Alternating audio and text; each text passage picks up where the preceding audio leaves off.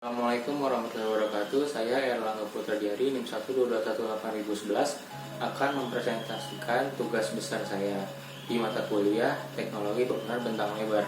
Jadi tugas besar saya namakan Masjid Al-Mustalil, dan pertama-tama kita akan membahas tentang prinsip perancangannya. Jadi prinsip perancangannya ada 4. Ada yang satu itu pencahayaan yang baik, kedua ada sirkulasi udara yang baik, ketiga ada floor to ceiling yang tinggi, lalu yang keempat adalah penyaluran beban air hujan yang baik. Jadi fungsinya saya menggunakan masjid sebagai fungsinya karena kenapa sih saya milih masjid? Jadi masjid itu kan permasalahannya di negara kita di kebanyakan masjid adalah terpotongnya syaf karena kolom yang mengganggu di tengah-tengah. Jadi untuk merespon hal itu, teknologi bangunan bentang lebar akan meminimalisir hal itu. Jadi dengan teknologi bangunan bentang lebar tidak akan ada lagi kolom yang mengganggu di tengah-tengah dan memotong shaft. Lalu untuk struktur sendiri, struktur bagian atas saya menggunakan sistem grid balok grid atau beam grid system dengan dimensi 3x3 meter, tinggi sekitar 7 meter, dan bentangan sekitar 30 meter. Lalu untuk sistem struktur bawah saya menggunakan fondasi setapak. Jadi alur penyaluran bebannya dari sistem balok grid di atas dialurkan menuju kolom berukuran 80x80 cm.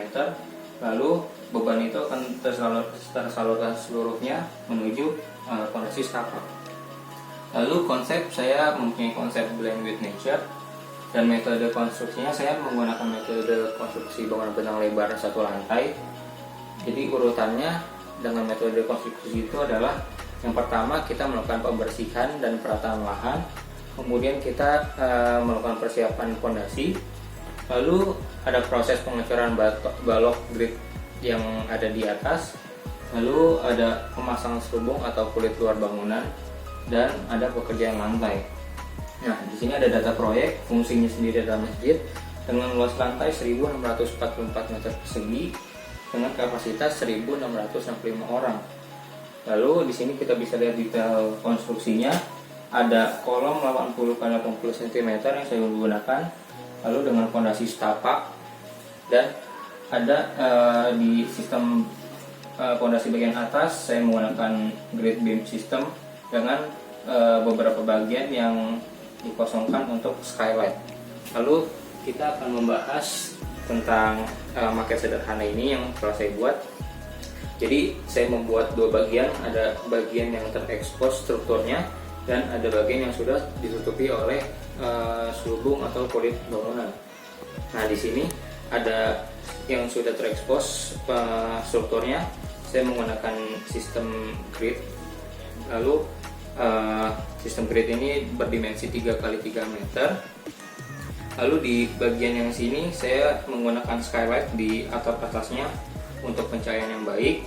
Atap menggunakan atap yang miring agar air hujan dapat jatuh secepatnya menuju tanah. Dan untuk kulit luar bagian samping saya menggunakan beberapa beton atau roster beton untuk sirkulasi udara yang baik.